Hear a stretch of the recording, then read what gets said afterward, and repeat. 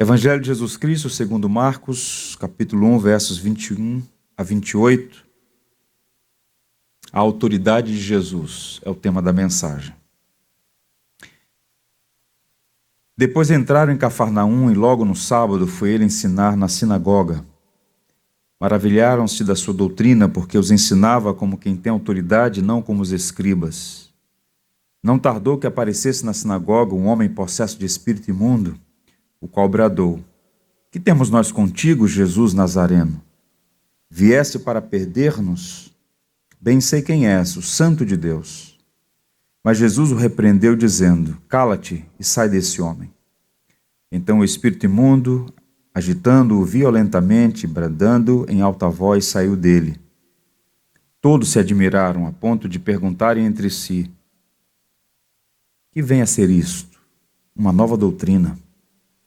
Com autoridade ele ordena aos espíritos imundos e eles desobedecem. Então correu célere a fama de Jesus em todas as direções, por toda a circunvizinhança da Galileia. Deus nos abençoe. 24 Horas é uma série de TV muito conhecida, que fez muito sucesso. Usando o método de narração em tempo real, cada temporada tem 24 episódios de 24 horas na vida de Jack Bauer, um agente da Unidade contra Terrorismo. Foi lançado em 2001.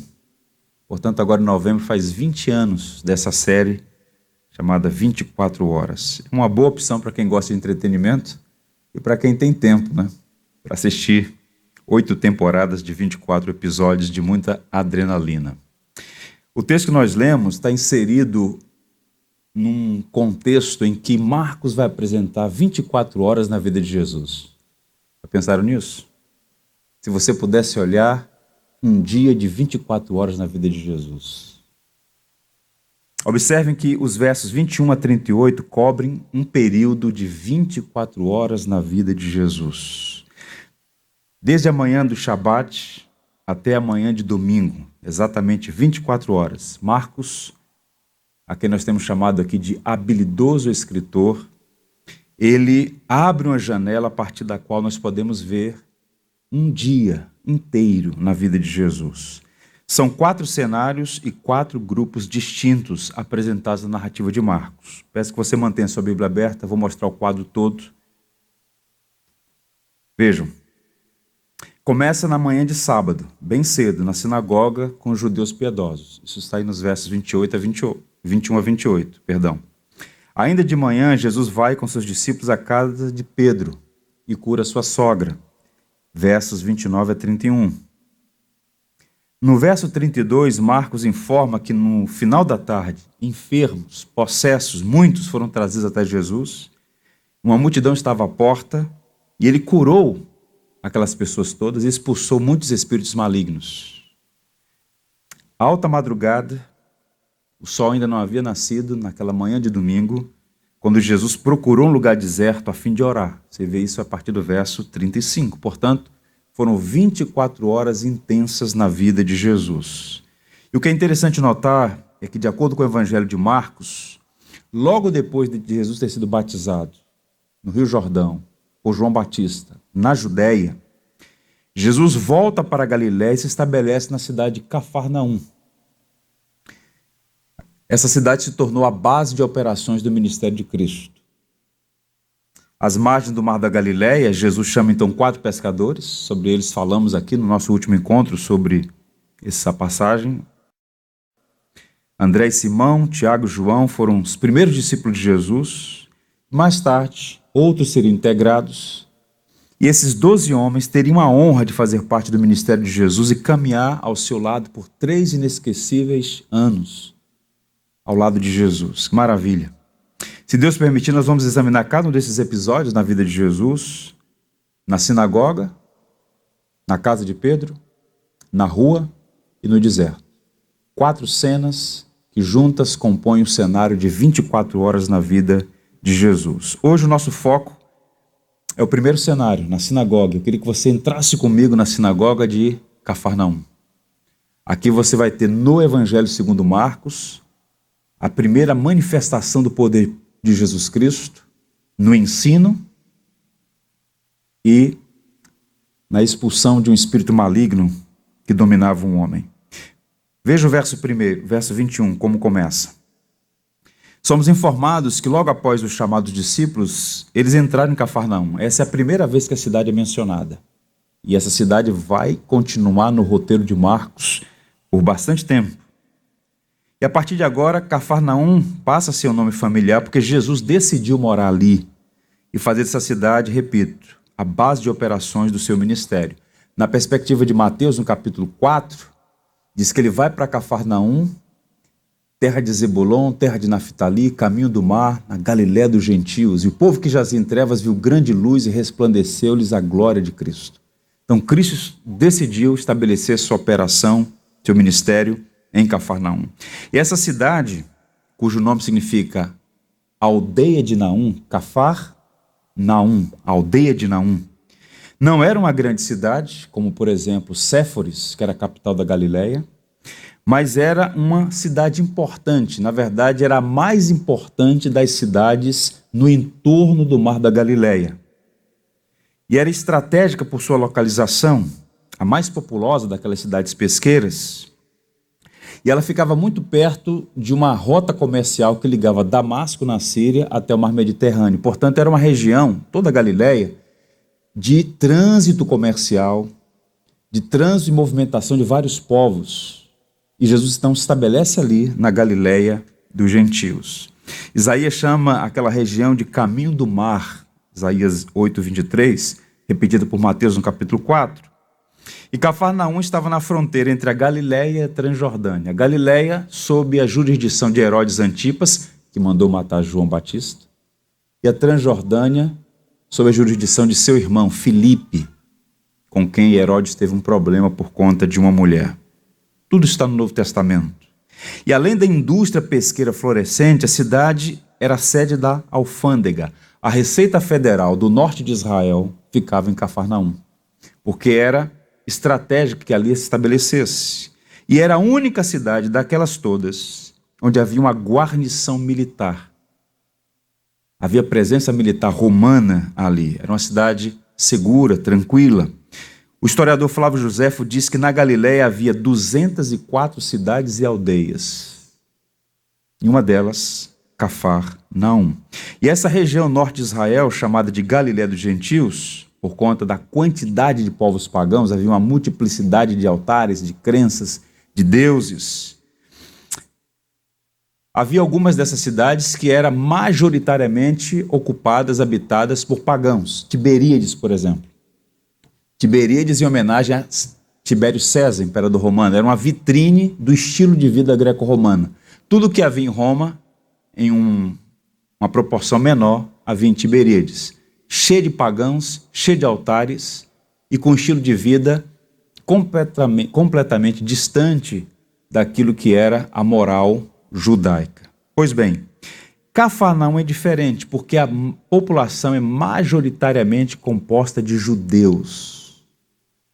E havia ali uma expressiva sinagoga. E é nesse contexto citadino que Marcos registra 2 eventos na sinagoga de Cafarnaum. Ainda hoje se pode visitar, não é? Esperamos que no futuro, quando essa pandemia passar, quem sabe um novo grupo aqui do Jardim Botânico possa visitar aquela região tão belíssima de Israel, que é a Galiléia, e visitar as ruínas da sinagoga de Cafarnaum, um lugar belíssimo. Pois bem, no versículo 21 nós encontramos uma palavra que se repete 21 vezes no Evangelho segundo Marcos. É a palavra assim que, depois, logo, imediatamente. Por quê? Marcos ele representa aqui, nessa linguagem que ele usa, o Cristo em movimento, o Cristo em ação. E o texto vai dizer que ele entrou, observe o verso 21, em Cafarnaum e imediatamente foi à sinagoga. Então, quando Jesus vai àquela cidade, no sábado de manhã, no Shabat, ele entra na sinagoga. William Barclay, um comentarista experiente, muito conceituado nos seus estudos do Novo Testamento, ele diz: se um homem tem uma mensagem de Deus para comunicar, seria natural que ele fosse ao lugar onde o povo de Deus estivesse reunido. E foi o que Jesus fez, e o que Paulo faria depois. Sempre que o apóstolo Paulo chegava a uma cidade, se houvesse ali uma sinagoga, primeiro ele ia à sinagoga. Essa era uma prática, ponto cultural. E Cristo faz isso.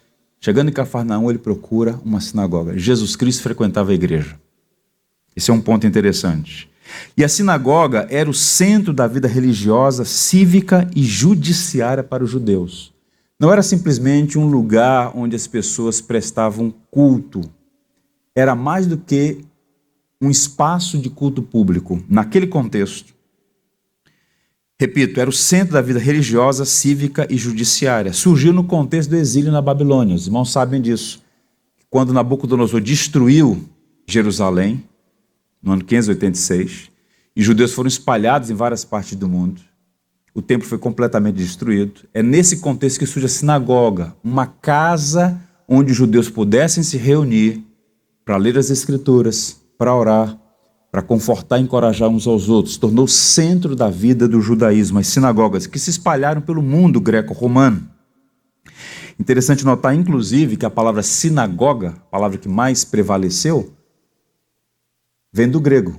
Sinagoga é uma palavra grega que significa casa de reunião. Simplesmente isso. E o que é que havia numa sinagoga e ainda hoje há? Quais são os recursos litúrgicos oferecidos? Oração, leitura bíblica e exposição do texto bíblico. Era basicamente o que tinha lá. Em hebraico é Bet Knesset.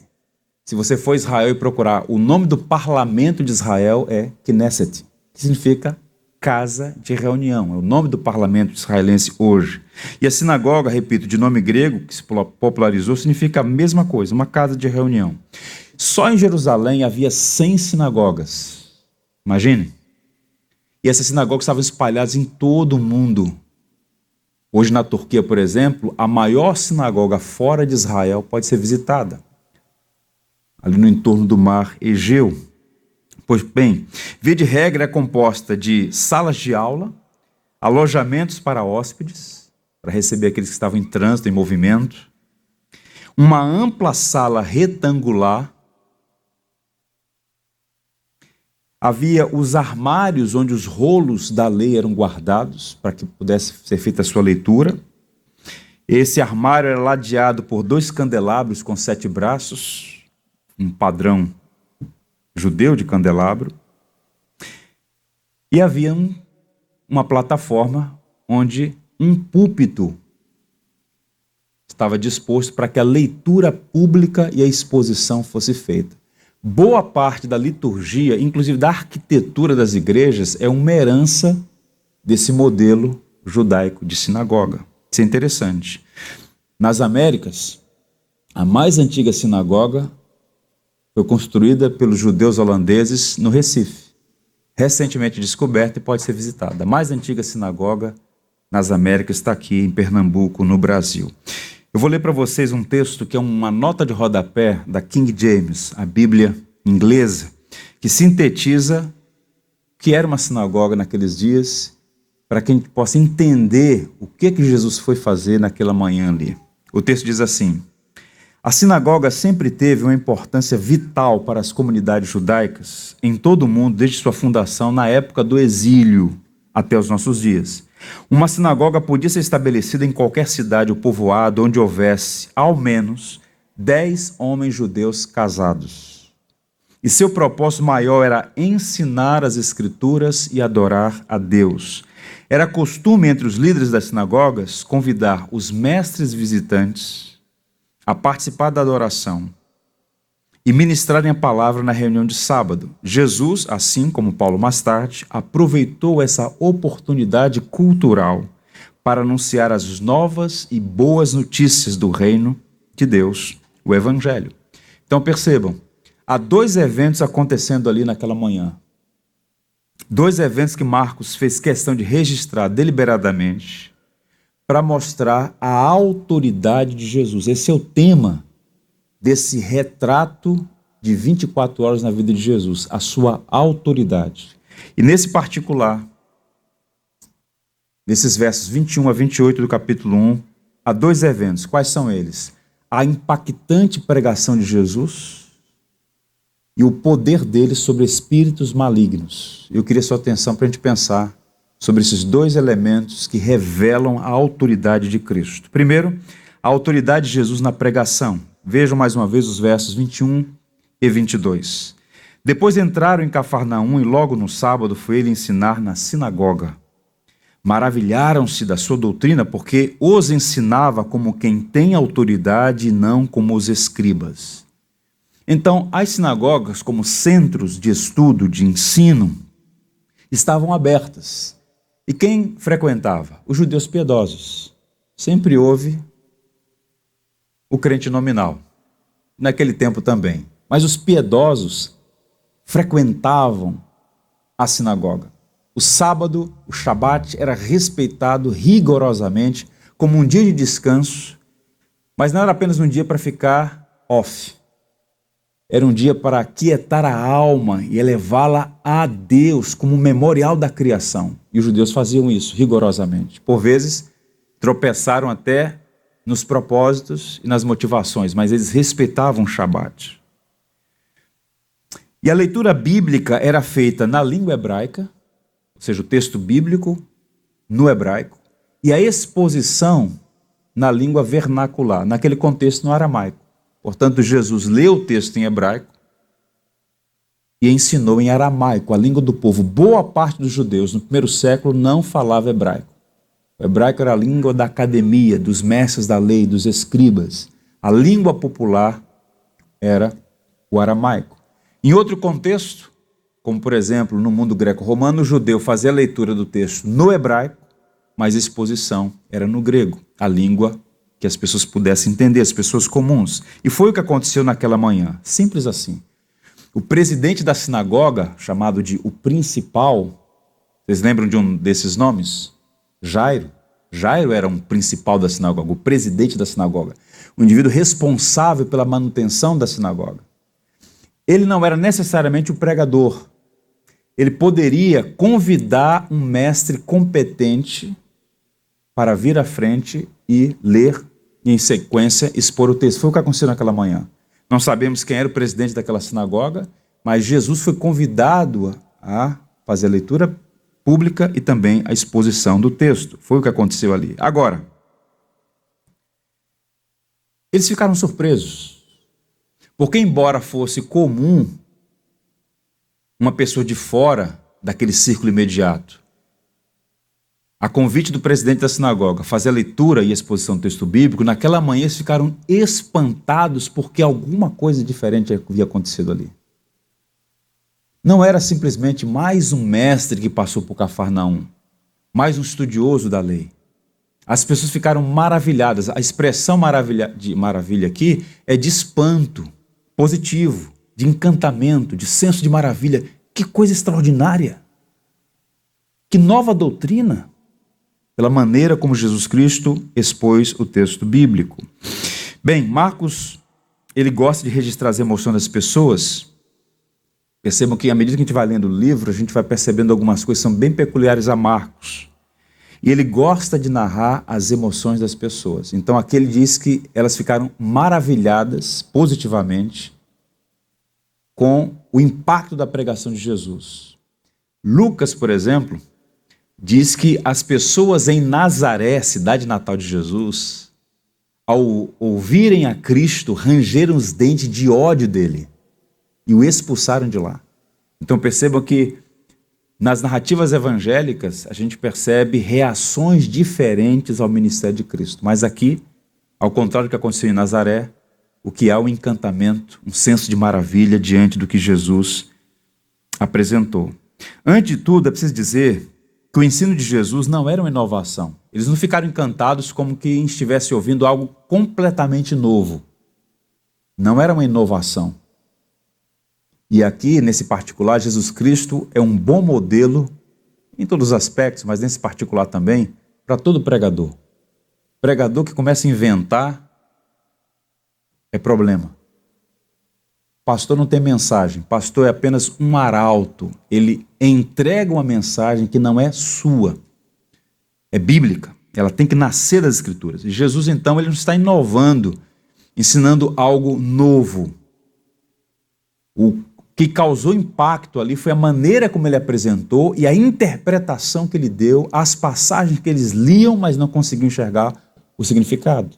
Como, por exemplo, lá em Nazaré, quando ele abre o rolo da lei, o rolo do profeta Isaías, e lê o capítulo 61, e ao terminar a leitura ele diz, ele senta na cadeira, que era um símbolo de autoridade, e diz, hoje essa profecia se cumpriu. E eles ficam injuriados. Que absurdo! Essa cadeira, essa autoridade, essa profecia é sobre o Messias, não é sobre você, filho de Maria, filho de José. Nós conhecemos toda a tua casa. Eles quiseram matar a Jesus. Pois bem, veja o que diz um pastor batista, que por muito tempo foi professor aqui no seminário Servos de Cristo, em São Paulo. Ele disse assim, Marcos não menciona o conteúdo do ensino de Jesus, mas podemos presumir que o versículo 15 o apresenta em linhas gerais. Lembra que nós tratamos aqui o primeiro sermão de Jesus? Qual foi o primeiro sermão de Cristo? O tempo está cumprido, o reino de Deus está próximo, arrependei-vos e crede no Evangelho. Possivelmente, Jesus então trata desses assuntos correlatos, o reino de Deus, o Evangelho, arrependimento, fé, ele trata esses assuntos que são centrais no Antigo Testamento, apontando para a obra que o Messias faria. Pois bem, Marcos enfatiza, no entanto, que o ensino de Jesus contrastava com os escribas por causa da autoridade com que ele ensinava. Esse é o ponto aqui.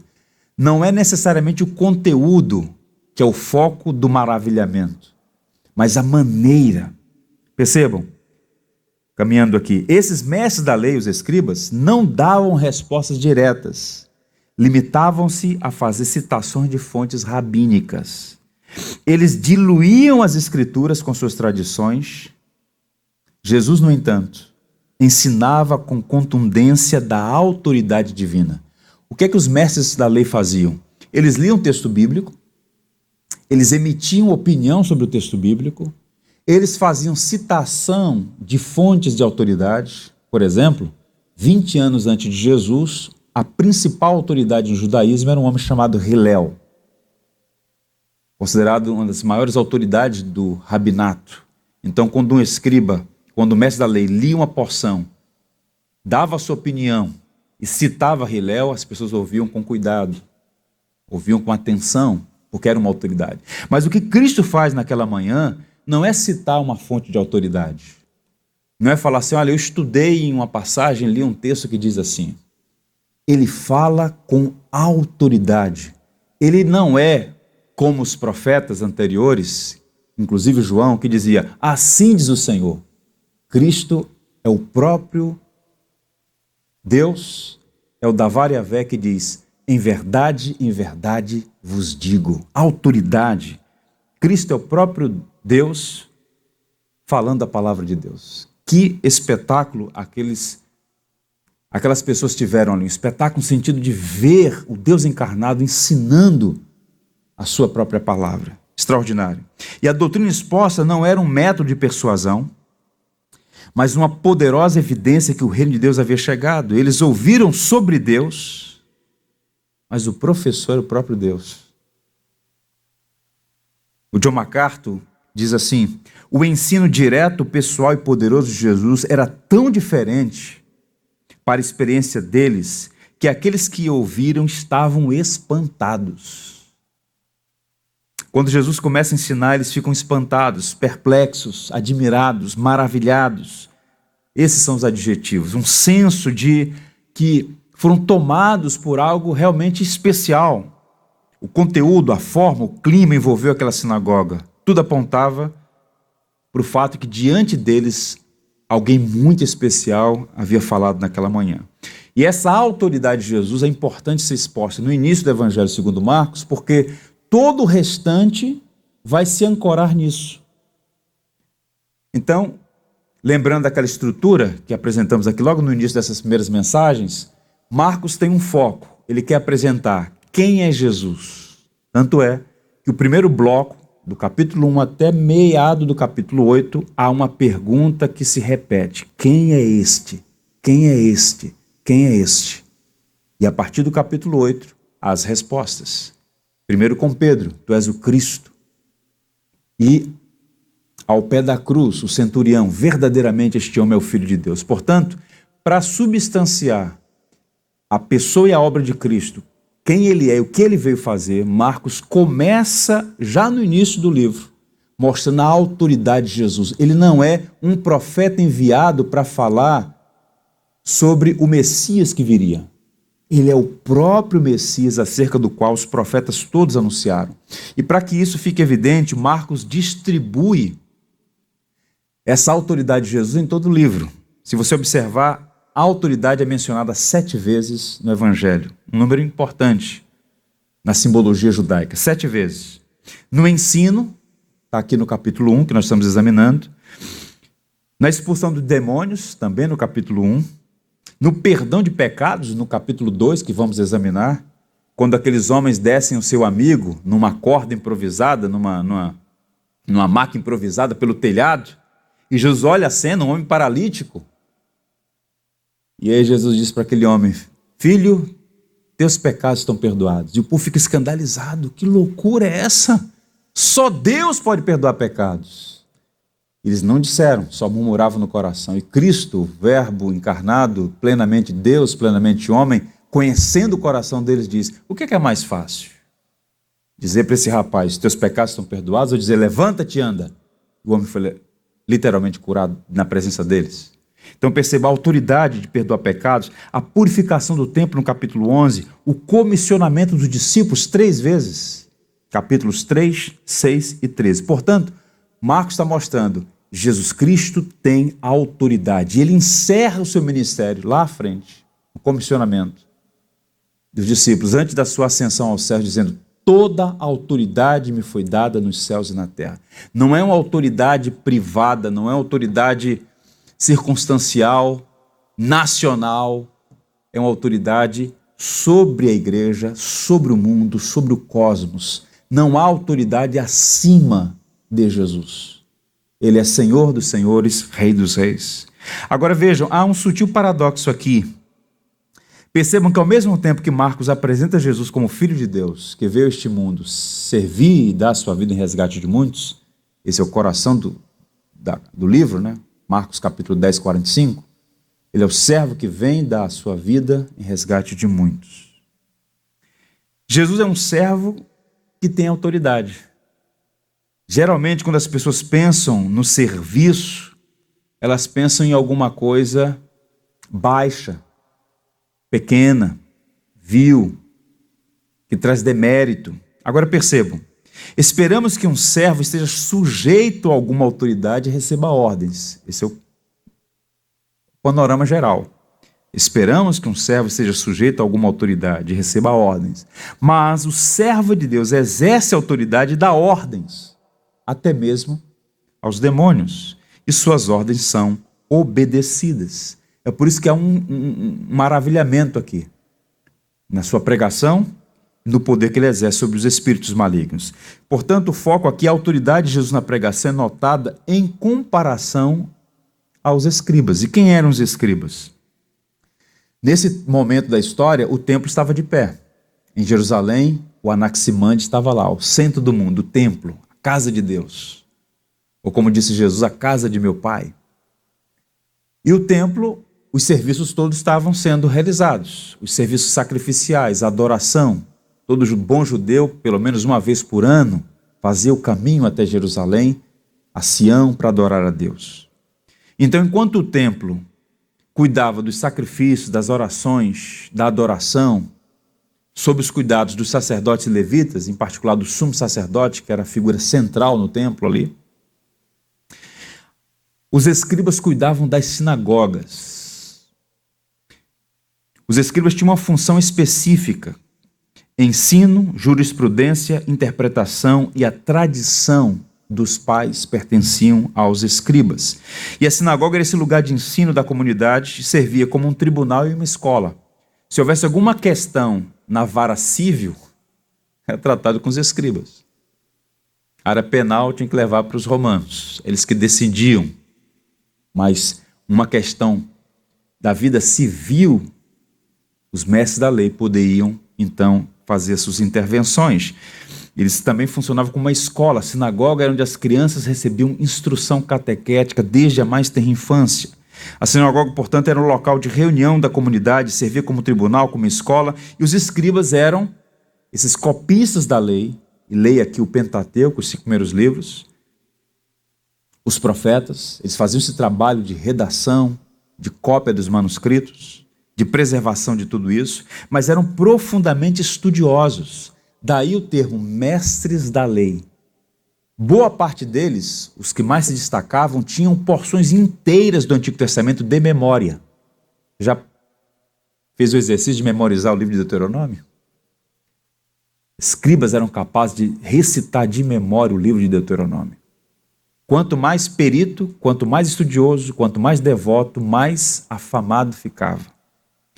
O respeito e o prestígio deles não era baseado na origem familiar, pouco importava o sobrenome, nem nas posses. Boa parte deles eram pessoas simples que se dedicavam full time à lei, ao estudo da palavra,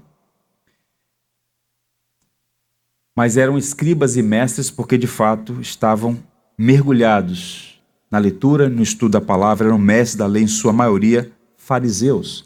Hoje a expressão fariseu, e o próprio Cristo denunciou a hipocrisia relacionando-a ao farisaísmo, mas o farisaísmo original nasce com um bom projeto. É um projeto de resistência à paganização da fé judaica, da helenização da fé judaica. Mas eles perderam com o tempo. Mas o ponto é, boa parte dos escribas, a maioria deles era de fariseus, homens dedicados à lei, ao ensino, ao estudo da palavra. E Marcos menciona 19 vezes os escribas no seu livro. Agora veja qual é o espanto aqui. Das 19 vezes que eles são citados, 15 vezes eles estão fazendo oposição a Jesus. Isso é extremamente sintomático, perturbador. Os homens da palavra se opondo à palavra viva de Deus, que é o próprio Cristo. Estudaram e deixaram escorrer por entre os dedos o momento singular da história, quando a própria palavra se fez carne. Que coisa terrível. Aqui, por exemplo, no capítulo 1, verso 22, não há nenhum sinal de oposição. Eles ficaram também encantados com o que ouviram. Mas a partir daí, você tem vários momentos, até no capítulo 15, em que os rabinos, os mestres da lei, os escribas, estão se opondo a Jesus, fazendo lá suas tramóias com outros fariseus, com saduceus, com herodianos, todos eles envolvidos num complô contra Jesus. Quais são as aplicações para nós aqui? Tentando avançar por conta do horário. Primeiro, Jesus é a nossa perfeita referência de autoridade. O texto é muito claro ao destacar que as pessoas ficaram maravilhadas com o ensino de Jesus. E o elemento distintivo foi identificado como sendo sua autoridade. A mensagem exposta com poder, a chamada viva voz do Evangelho, chegando à mente e o coração das pessoas. Então, elas ficaram admiradas positivamente porque elas ouviram verdadeiramente a palavra de Deus. E isso nos ensina sobre a necessidade de redimir a palavra autoridade. O que significa redimir? Libertar. A palavra autoridade hoje está no cativeiro. Ela está cativa a uma série de conceitos que são estranhos ao seu conteúdo original. Infelizmente, a palavra autoridade está associada a privilégios, fulano é uma autoridade, abusos e arbitrariedades. Os brasileiros, por exemplo, conhecem a expressão carteirada, né? Um sinônimo de alguém que usa o cargo ou a função para impor a sua vontade, burlar a lei, o que é por si um abuso de autoridade. É o indevido uso de uma autoridade. Só Deus, meus irmãos, tem total, plena e absoluta autoridade. Paulo aos Romanos diz assim, categoricamente, toda autoridade é delegada por Deus. Portanto, só Deus tem em si, de um modo pleno, total, autoridade. Todas as demais autoridades são delegadas, são derivadas, têm como fonte o próprio Deus. Portanto, quando os homens exercem autoridade, seja na esfera pública ou na esfera privada, familiar, ela é limitada e não pode ser abusiva. Abuso de autoridade, definiu John Stott, é exigir o que Deus proíbe e proibir o que Deus exige, o que Deus ordena. E essa pandemia tem sido usada como subterfúgio para muitos abusos por parte do Estado. Como dizia um dos pais fundadores dos Estados Unidos da América, Thomas Jefferson, o preço da liberdade é eterna vigilância. E a quantidade de pessoas abrindo mão de seus direitos sob o álibi de que estão sendo cuidadas é uma coisa impressionante. Muitos abusos estão sendo cometidos. Por outro lado, reconhecer a legítima autoridade é um antídoto contra a anarquia e um bom sinal de civilidade e piedade, pois sabemos que toda autoridade é delegada por Deus. Portanto, o cristão precisa entender o seguinte: nós não somos revolucionários. Paulo, o apóstolo, naquele contexto do Império Romano, onde não existia democracia, Paulo nunca propôs à igreja levante contra o Estado. Ele reconhecia toda a autoridade como sendo delegada por Deus. Isso é interessante notar. Mas, ao mesmo tempo, ele chamava homens e mulheres que exerciam suas funções a enxergar essas coisas do ponto de vista bíblico. E Paulo falava com toda clareza que os homens prestariam contas a Deus das suas responsabilidades temporárias. Portanto, a gente precisa manter esse equilíbrio. E Cristo é uma boa referência para nós, da autoridade sendo exercida não de maneira despótica, abusiva, mas a autoridade sendo exercida. E a gente precisa recuperar isso. Tudo na medida certa. Um outro aprendizado aqui, ainda nesse ponto, Jesus ensina a diferença entre tradição e tradicionalismo. Os escribas faziam um grande trabalho. A providência usou aqueles homens para fazer cópia das Sagradas Escrituras. Por exemplo, nessa descoberta, talvez a maior descoberta do século passado no campo da arqueologia, os manuscritos de Qumran, 1948, quase todo o Antigo Testamento intacto, o livro inteiro de Isaías. Quem copiou aquele material? Escribas. Homens que gastaram a vida inteira copiando o texto sagrado. Se vocês têm uma Bíblia, essa Bíblia, na versão portuguesa, ela foi traduzida a partir de manuscritos que só chegaram até nós porque esses homens dedicaram a vida a isso. Portanto, eles foram instrumentos nas mãos da providência, responsáveis por levar adiante as tradições de Israel e o ensino da palavra de Deus. Dedicaram suas vidas ao trabalho de ler, interpretar e ensinar a lei do Senhor. Mas, qual foi o erro fatal deles? Eles cometeram um erro que continua sendo mortal, tanto para indivíduos, como também para igrejas. No afã de preservar suas tradições, acabaram perdendo o essencial, a palavra de Deus. Vejam Mateus 15. Há um debate intenso ali. Em outro momento eu vou tratar esse assunto, mas apenas para ler. Então vieram de Jerusalém a Jesus alguns fariseus e escribas e perguntaram: por que transgridem teus discípulos a tradição dos anciãos? Pois não lavam as mãos quando comem? Não sabem que nós estamos numa pandemia? Isso aqui é um parênteses equivocado da minha parte. Ele, porém, lhes respondeu: por que transgredis vós também o mandamento de Deus por causa da vossa tradição? Nesse contexto, tradição está sendo usada por Jesus como uma coisa que se corrompeu, que havia e estava sendo usado de maneira inadequada. Na sequência do texto, Jesus vai fazer uma dura crítica ao que podemos chamar de tradicionalismo morto. Eles estavam usando a tradição para desobedecer a palavra de Deus. Alguém chegava e dizia: você precisa abençoar seus pais. Seu pai e sua mãe estão com dificuldade. Não posso, esse recurso aqui é para o Senhor. E aí Jesus disse: honra o teu pai e a tua mãe. Vocês estão usando a tradição de vocês para quebrar o mandamento de Deus. Essa tradição, ela é ruim, ela é nociva, ela está sendo usada como subterfúgio, como álibi para não obedecer a palavra de Deus. É nesse sentido que Jesus Cristo apresenta a tradição nesse contexto como uma coisa ruim.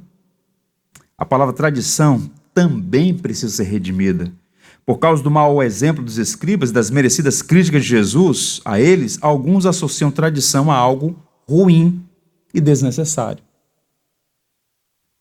E nas últimas décadas, muitas igrejas batistas adotaram um espírito anticredal. São tradicionais apenas no nome. Boa parte delas, ou então vão na vereda do tradicionalismo morto. Eu vou mostrar para vocês qual é a diferença. Mas antes disso, 2 Tessalonicenses 2,15, veja o uso adequado da palavra tradição. Irmãos, permanecei firmes e guardai as tradições que vos foram ensinadas. Paulo usa no sentido positivo ou negativo aqui? Ele está falando, guardem as tradições que vocês receberam. Boa tradição é a transmissão de ensinos e práticas fundamentadas na palavra de Deus e testadas pelo tempo, que ainda são relevantes e úteis para a edificação da igreja e abençoar vidas. E a melhor definição dessa temática é dada por um historiador brilhante chamado Yaroslav Pelikan. A tradição é a fé viva do morto. O tradicionalismo é a fé morta do vivo. Então você passa diante uma tradição que você herdou de pessoas que já não estão mais aqui. A tocha do evangelho sendo passada no decurso dos séculos. Então a tradição é a fé viva dos que já morreram. E o tradicionalismo é a fé morta dos que ainda vivem. Se apegar com coisas inúteis e algumas ofensivas, nocivas, que não faz nenhum sentido. Naquela manhã na sinagoga de Cafarnaum, as pessoas perceberam essa diferença. Os mestres da lei tinham uma Bíblia na mente e eram capazes de citar passagens inteiras de memória. No entanto, faltava a eles o quê? Vida, poder, autoridade espiritual. E a prova do tradicionalismo morto deles está na completa inutilidade de um conhecimento intelectual sem fé salvadora. Todo o conhecimento deles não os impediu de rejeitar a Jesus. Era só tradicionalismo morto. Os escribas conheciam a lei, mas negavam o Senhor da lei. Deveriam reconhecer o Messias sobre o qual eles estudavam, mas perseguiram-no. A boa tradição cristã preserva o sagrado casamento da fé e da razão, da luz e do calor, do conhecimento e da piedade. Precisamos conhecer a Cristo, mas também amá-lo. Então, há boas tradições que precisam ser preservadas. Tradições testadas pelo tempo, ancoradas nas Escrituras e continuam sendo relevantes para a edificação da igreja, para abençoar outras pessoas e, sobretudo, para glorificar a Deus. Um outro destaque na autoridade de Cristo é dada no seu poder sobre espíritos malignos. Esse é o segundo ponto. A autoridade de Jesus sobre os espíritos malignos. A partir do verso 23, lemos assim. Não tardou que aparecesse na sinagoga um homem possesso de espírito imundo, o qual bradou: que temos nós contigo, Jesus Nazareno? Viesse para perder-nos? Bem sei quem és, o Santo de Deus. Tente imaginar a cena. Jesus está pregando, ele está em um púlpito, ele acabou de ler o texto, ele está expondo o texto. E Marcos diz que, repentinamente, um homem possesso de espírito imundo, uma referência semítica para uma pessoa com espíritos malignos, demônios, hostis ao homem, hostis ao governo de Deus. E no verso 4 a gente encontra aqui a fala desse espírito maligno. Que temos nós contigo, Jesus de Nazaré? Primeira pergunta. Vieste para perder-nos? Segunda pergunta. E uma afirmação: bem sei quem és, o Santo de Deus. Um demônio falando em nome de todos faz duas perguntas a Jesus. Do ponto de vista gramatical, é possível que seja aqui uma exclamação, todo o texto, eles fazendo afirmações. Mas muitos teólogos argumentam que eles estão, na verdade, fazendo um questionamento hostil a Jesus, até mesmo desesperado. E o que é que eles questionam e, ao final, afirmam? Qual é o quadro geral? O ponto é que eles reconhecem a autoridade de Jesus e a sua missão. Sabiam quem era Jesus? Segundo, reconheceram a humanidade de Jesus, chamaram de Jesus o Nazareno. É um homem de carne e osso. Segundo, reconheceram a divindade de Jesus, ao chamá-lo de Santo de Deus, uma referência messiânica. ao verbo de Deus que viria. E terceiro, expressaram temor de serem julgados. Então o diabo e seus asseclas sabem quem é Jesus, eles creem em Deus e estremecem diante dele. E no capítulo 5, nós vamos chegar lá, no livro de Marcos, os demônios mantinham cativo um homem de Gadar, nós conhecemos por Gadareno, não sabemos o nome, mas ele era da cidade de Gadar, e por muito tempo estava sob a tirania de espíritos malignos. Ninguém podia contê-lo, tamanha fúria, violência, vivia nos sepulcros, desnudo, um quadro horroroso. E naquela ocasião, no capítulo 5, aqueles espíritos malignos chamam Jesus de Deus Altíssimo, Filho do Deus Altíssimo. E eles pedem que Jesus não os destruam. E essa destruição, que também aqui é solicitada, é uma referência à destituição do poder que eles tinham, mas que agora estava com os dias contados, porque o reino de Deus estava chegando. Percebam, o quadro teológico apresentado no Novo Testamento é basicamente esse. Há um Deus falso, tirânico, forjado, intruso neste mundo, Satanás e seus asseclas. Mas o verdadeiro rei chegou. E quando Cristo se manifestou, percebam que todos esses espíritos malignos entraram em convulsão, porque sabiam que uma nova ordem estava entrando em curso. Observe o verso 25 e 26. Mas Jesus repreendeu, dizendo: cala-te, sai desse homem. Então o espírito imundo, agitando-o violentamente e bradando em alta voz, saiu dele. E o verso 25 aponta, portanto, que Jesus repreende o espírito maligno, ordena que ele ficasse quieto e ordena que ele saia daquele homem. E o verbo repreender aqui é usado com autoridade, usado 3 vezes no Evangelho segundo Marcos. E o texto diz então que ele saiu, agitando violentamente, bradando em alta voz, saiu. Alguém disse que foi uma reação violenta, mas dura apenas um instante. Obedeceram a Jesus. Eu quero ler para vocês um comentário, porque é muito interessante isso, num país como o nosso, em que em cada esquina, pelo menos em algumas regiões do Rio de Janeiro, do Brasil, há sempre uma porta aberta com o nome de igreja, cometendo todo tipo de excentricidades em nome da fé, fabricando milagres, entrevistando espíritos malignos. Percebam, preste atenção na brevidade assombrosa.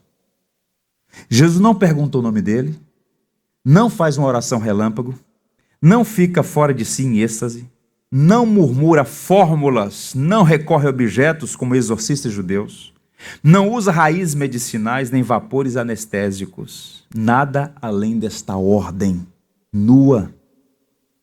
Jesus não só ensinava diferente dos professores da lei, mas expulsava demônios diferentemente deles.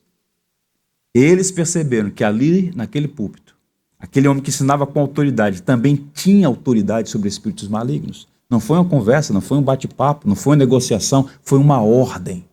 Ele é servo de Deus, que veio a este mundo dar a vida dele em nosso favor. No entanto, é um servo que tem autoridade, inclusive sobre principados e potestades deste mundo tenebroso. E as aplicações aqui são as seguintes, caminhando para o final. O diabo existe e está em atividade. A possessão demoníaca é uma realidade. Nós cremos que a Bíblia é a palavra de Deus. Nós afirmamos que a Bíblia é a nossa regra, padrão de fé e prática. Isto é o padrão que governa a nossa doutrina, aquilo que nós cremos, subscrevemos intelectualmente, mas também o padrão do nosso comportamento ético, moral, fé e prática. E a Bíblia que deve governar nossas crenças, que é o supremo tribunal da nossa consciência, afirma que o diabo existe. É invisível aos nossos olhos, mas ele é real. Ele é chamado de adversário de nossas almas, tentador, antiga serpente, diabolos, é o acusador, Satanás, adversário. São adjetivos que qualificam esse ser que está em atividade no mundo. Há uma obra que eu quero recomendar a vocês, mais uma vez uma obra do C.S. Lewis, Cartas do Diabo ao Seu Aprendiz. É um texto interessante, em que um demônio jovem aprendiz aprende com um demônio experiente sobre as artimanhas para ludibriar. É um livro que é uma ficção, mas ao mesmo tempo uma ficção cheia de conteúdos teológicos, de insights interessantes. E o demônio aprendiz em treinamento, com mais experimentado, diz o seguinte, que um dos ardis que nenhum demônio pode esquecer de usar, a melhor estratégia para ser bem-sucedido na arte de enganar é levar os homens a negar a existência do diabo. E o resultado é que muitos acreditam que demônios não existem, é tudo invenção do diabo.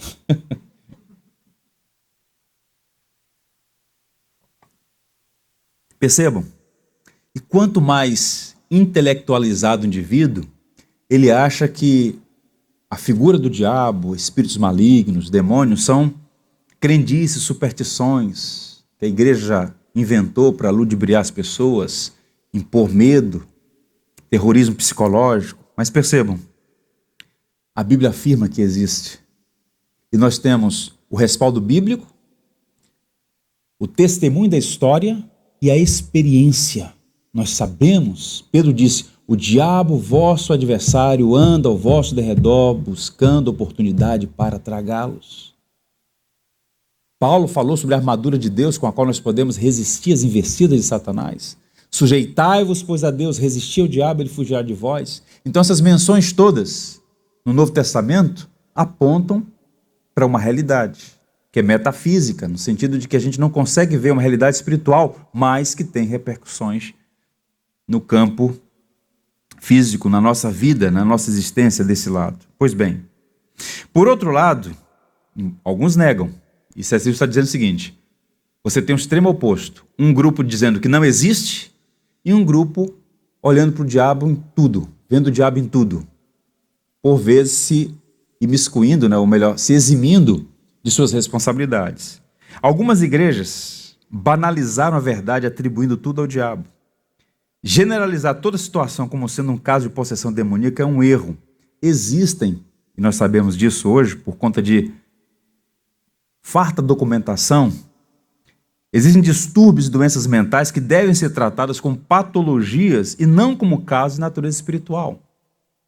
Dr. Lloyd Jones, que era médico, chegou inclusive a ser médico assistente da rainha da Inglaterra, portanto alguém que tinha uma excelente formação. Então, como médico e pastor, escreveu uma obra extraordinária, Depressão Espiritual, Suas Causas e Curas. Ele fala que boa parte dos problemas que as pessoas olham como sendo espirituais são de outra natureza. Então, é elementar. Para cuidar adequadamente de uma pessoa, a primeira coisa é o diagnóstico preciso. Para o tratamento ser eficaz, a primeira coisa é o diagnóstico correto. Então, você vê essa confusão. Alguns tratando problemas espirituais como se fossem apenas problemas psicológicos e físicos, ou não discernir as coisas espiritualmente, e outros reputando como sendo espiritual um problema que um bom descanso, um remédio eficaz poderia tratar. Possessão maligna existe, irmãos. A Bíblia ensina, a história testemunha, a experiência confirma, espíritos malignos podem assumir o controle da personalidade humana.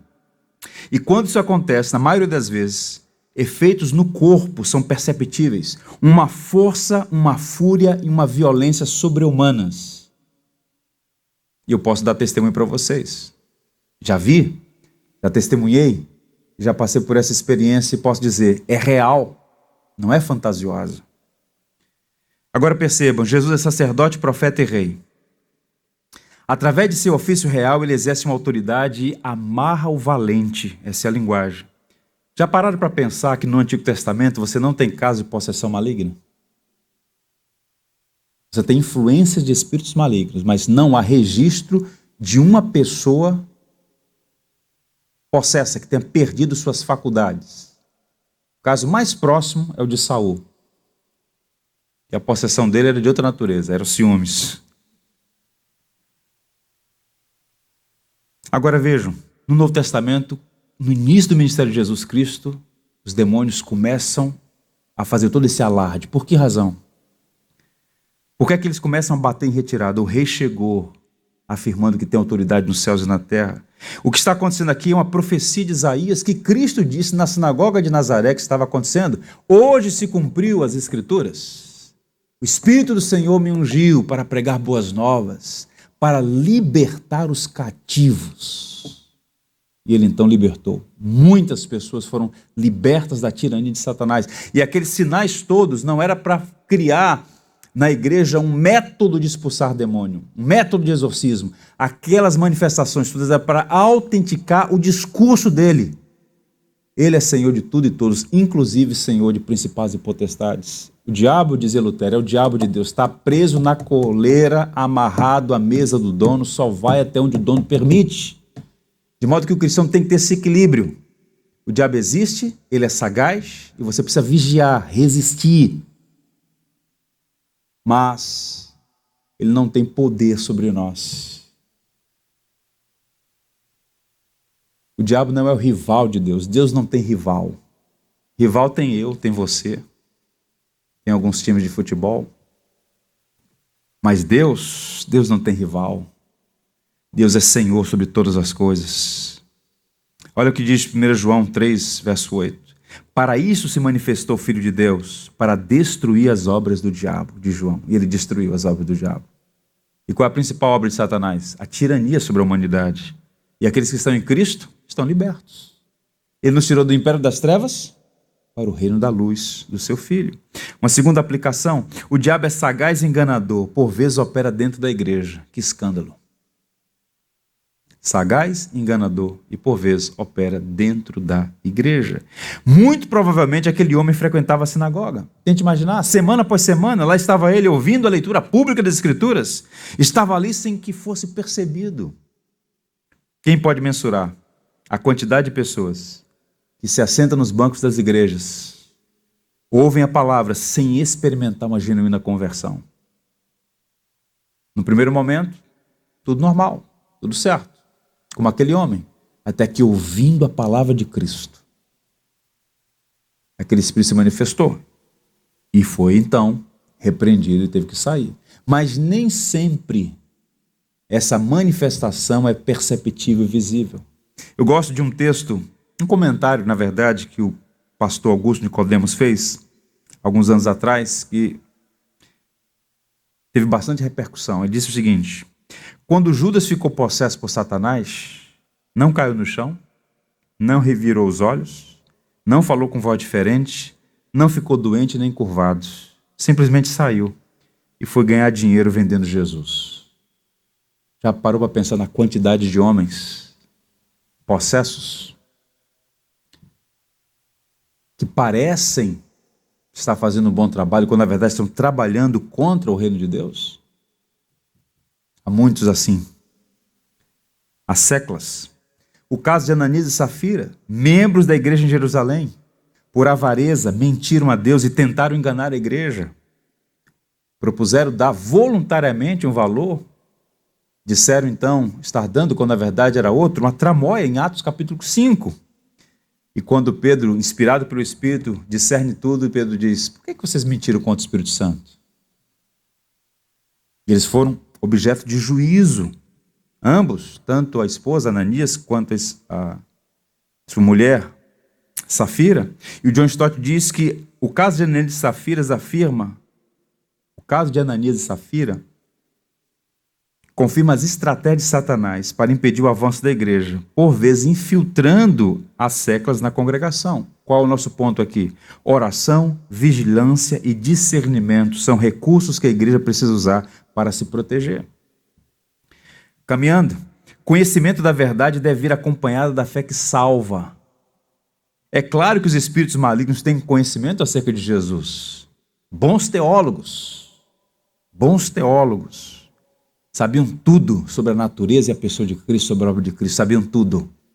A Bíblia conheciam tudo, foram testemunhas dos eventos todos.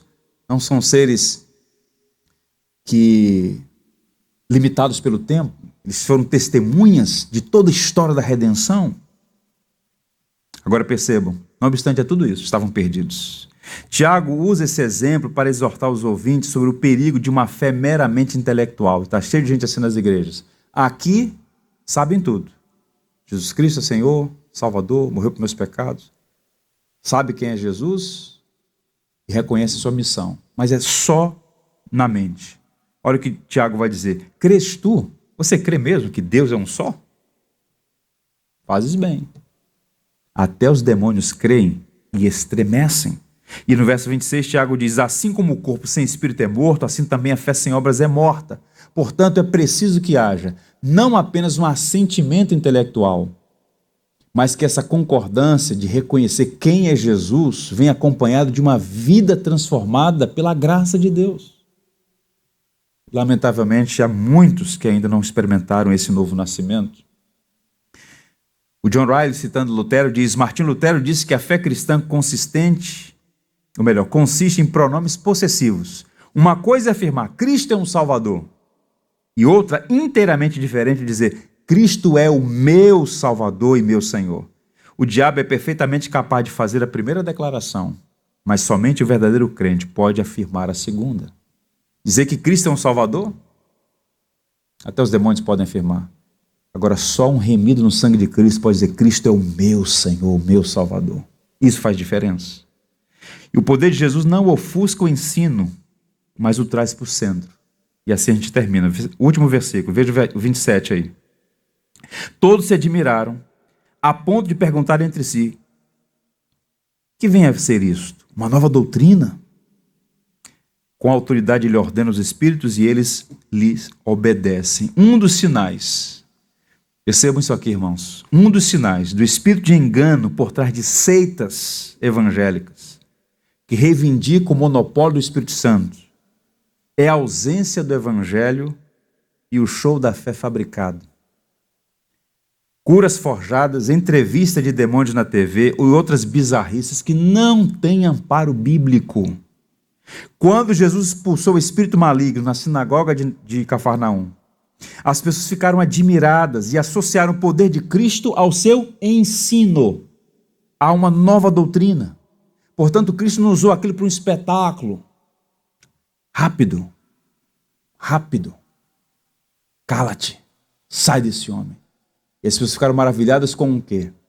Com o poder de Cristo, evidente no seu ensino e na autoridade sobre o Espírito. Mas aquilo não se tornou um show, como muitas vezes é fabricado para nossa tristeza, porque isso é jogar sal no terreno. Porque para o ímpio, que já tem uma resistência, uma animosidade inerente ao Evangelho, isso fica ainda mais ruim, porque coloca todas as igrejas no mesmo balaio. E aí pensam que o cristianismo é essa fraude. Os pastores todos são esses homens obreiros da iniquidade, como disse Paulo, que vivem por motivos mais variados, fazendo esse tipo de coisa que está distante, muito distante do Evangelho. O que é um culto cristão? Eu já vi muitas acusações relacionadas à Igreja Batista, por ser uma igreja tradicional, liturgicamente centrada no Evangelho. Falta poder. E agora com ar-condicionado, gelada essa igreja. Lata vazia faz barulho, irmãos. Não se iludam. Avivamento não tem a ver com o volume do som. Que no culto nenhuma outra coisa aconteça, exceto que o nosso amado Senhor, Ele próprio, fale a nós por meio de sua palavra. E que nós, por outro lado, falemos com Ele por meio da oração e canto de louvor. O tripé da igreja do culto é isso. Oração, canto congregacional e exposição da palavra de Deus. É suficiente. Suficiente.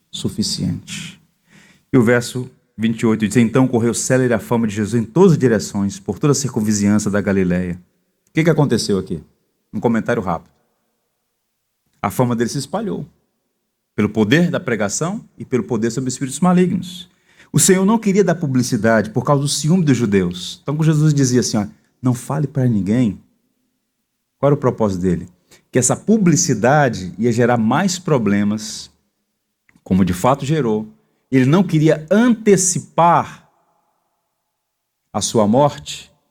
Não é chegada a hora, porque os judeus, desde o primeiro momento, começaram a se levantar contra ele.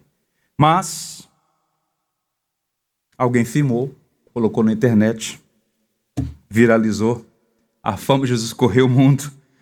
Chegou alguém aí que prega com autoridade, expulsa espíritos malignos, é impressionante. E a fama de Jesus correu por todo lado.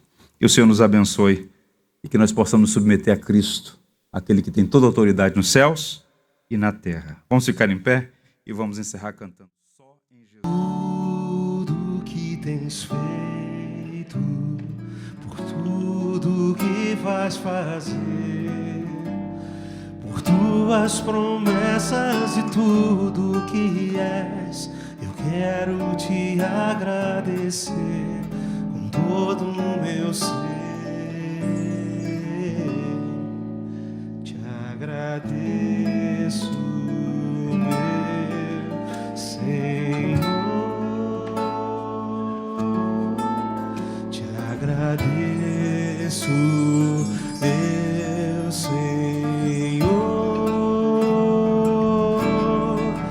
Te agradeço por me libertar e salvar, por ter morrido em meu lugar. Te agradeço, Jesus, te agradeço.